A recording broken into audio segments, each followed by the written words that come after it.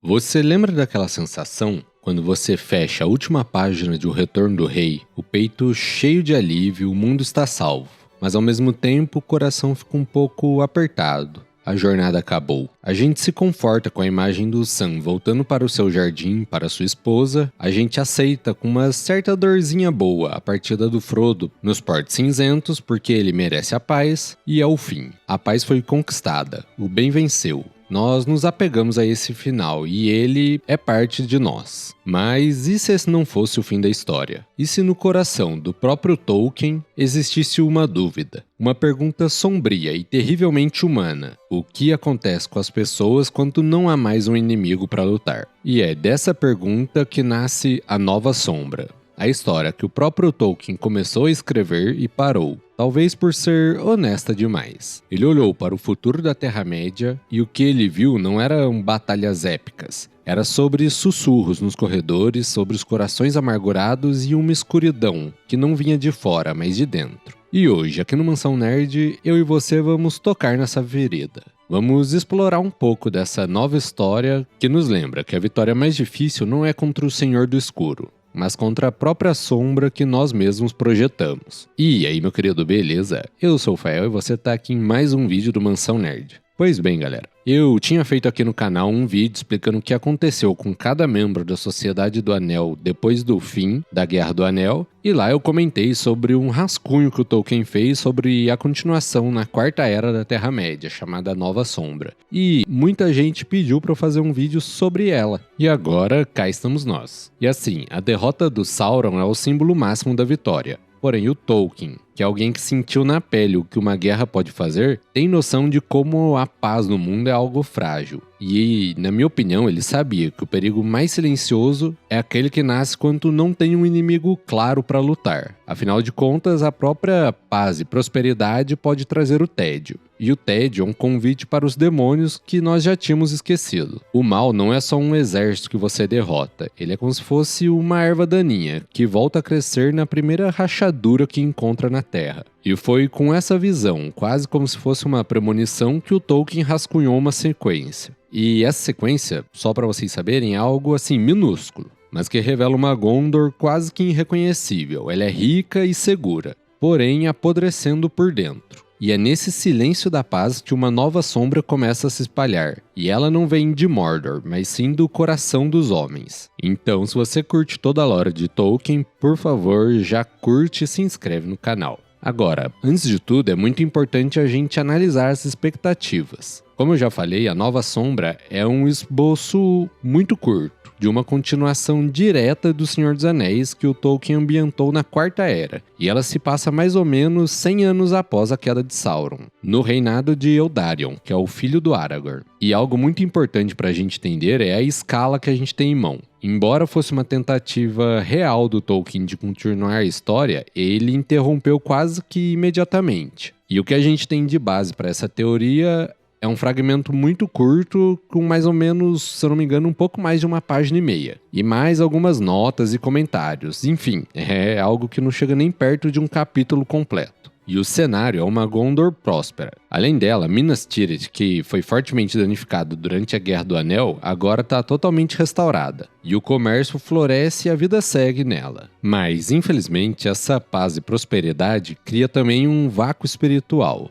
A geração que enfrentou Sauron está envelhecendo ou já se foi, e os jovens cresceram ouvindo essas histórias como quem ouve velhas lendas. Para eles, a segurança é uma certeza e não algo que foi conquistado e que é frágil e precisa ser defendido. E é nesse conforto todo que surge a pergunta: e agora? Essa busca por propósito, por emoção, por algo que quebra a monotonia de uma paz duradoura é o solo perfeito para uma nova ameaça. Essa distância de tempo, de mais ou menos uns 100 anos desde que Sauron caiu, leva a um crescimento do mal. O Tolkien descreve sintomas claros dessa decadência. Algo como crianças brincando de se vestir de orc, usando máscara, inventando jogos cruéis e até cometendo alguns pequenos furtos. E pense bem, não se trata apenas de travessura de criança. É como se fosse uma rebelião contra o mundo certinho dos pais deles. É como se eles estivessem dizendo algo como: esses monstros monstros que vocês tanto têm medo não tem nada demais. E esse, meu querido, é o primeiro passo para um perigo ainda maior. Esse texto da Nova Sombra nos apresentam 2 personagens principais que são perfeitos para explorar esse novo conflito: o Borlas e o Cylon.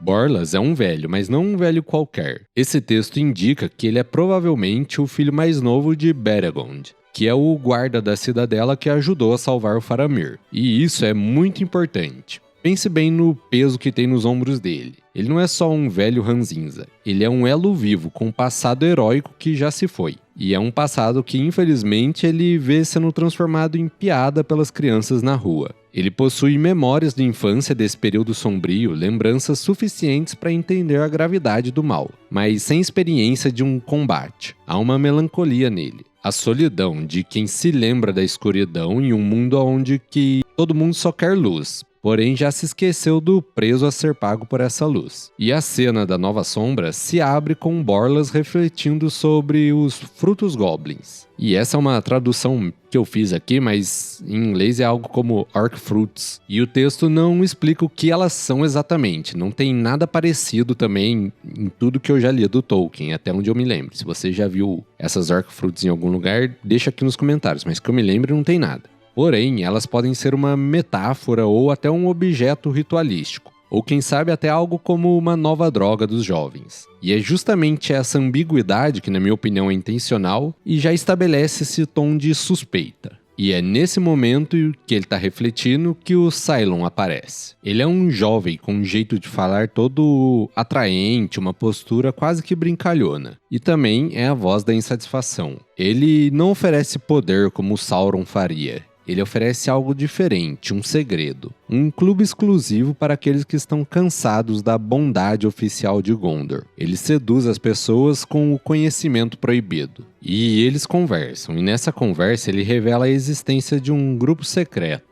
E esse grupo era liderado por alguém que adotou o nome de Erum. E esse é um nome histórico dos Númenóreanos que se afastaram dos Valar na Segunda Era. E esse nome indica uma certa inspiração nas Trevas Antigas. Mas o texto não confirma nenhuma ligação direta em si. Então, nesse momento, vem uma parte mais perturbadora da conversa. Cylon menciona que o grupo serve, entre aspas, ao Antigo. E isso pode parecer um nome vago. Porém, não para o Borlas. Para o Borlas, que tem um vasto conhecimento do passado, ele acredita que esse O Antigo de quem Cylon está falando é o próprio Melkor, o primeiro e mais poderoso Senhor do Escuro. Uma coisa que é importante a gente fixar aqui é que o Tolkien não afirma que o novo Emuror seja um devoto de Melkor. Isso é mais uma dedução que o Borlas faz. E a cena então termina com o Cylon convidando o Borlas para um encontro secreto fora dos portões. E então, de repente, o corte seco. Não tem nenhuma descrição do Borlas ter aceitado ou se preparado para isso. O Tolkien encerra esse texto no auge da tensão. E isso é tudo que a gente tem sobre a Nova Sombra,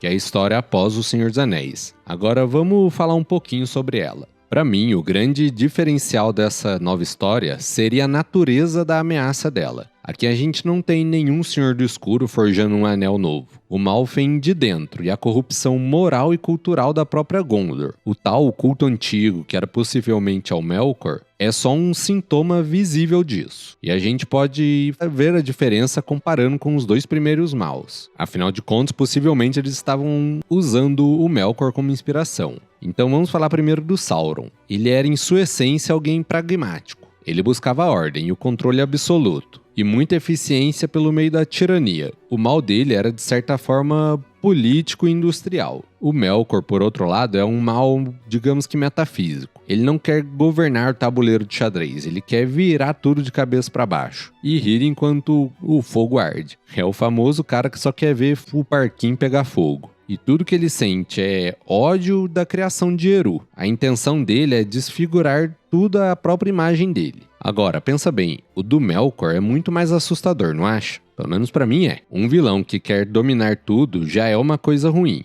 Agora, um que quer queimar tudo por puro ressentimento é como se fosse outro nível de terror. Se fosse um culto ao Sauron, ia acabar buscando poder. Agora, um culto ao Melkor, nesse contexto que Gondor está de pura paz, é como se eles estivessem buscando um significado na desconstrução, na destruição. É quase como se esse novo culto comemorasse o vazio. E, na minha opinião, é algo muito parecida com o que a gente vê do niilismo no mundo real. Agora, segundo as cartas do Christopher Tolkien, essa ameaça iria evoluir como uma conspiração política religiosa, que ia acabar seduzindo jovens insatisfeitos. Então, o mal se espalharia como se fosse um câncer invisível. Mas então por que o Tolkien desistiu de escrever essa história? E a razão está registrada na carta, se eu não me engano, de 256. O Tolkien viu que essa história estava se transformando em algo sombrio e deprimente. E embora ele reconhecesse que isso seria muito plausível para a natureza humana, ele concluiu que simplesmente não valeria a pena contar essa história, no contexto da mitologia da Terra-média.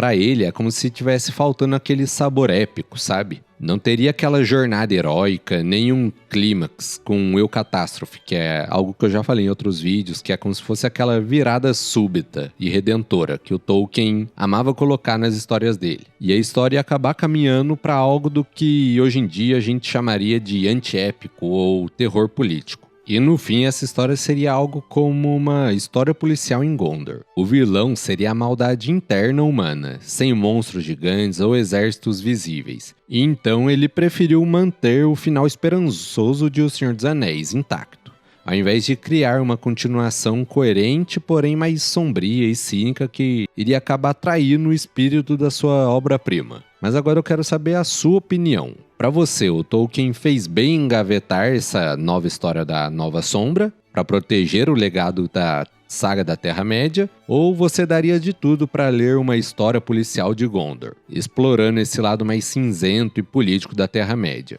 Deixe sua opinião aqui nos comentários e vamos conversar sobre ela. E só para deixar bem claro mais uma vez, a Nova Sombra não é uma continuação que não deu certo. É mais como um documento filosófico mostrando que o Tolkien refletiu sobre o que vem depois do Feliz para Sempre e sobre essa fragilidade da paz humana. E por favor, não esquece de seguir o canal e ativar o sininho, porque isso me ajuda demais. Então, sem enrolação, é isso, valeu e fui!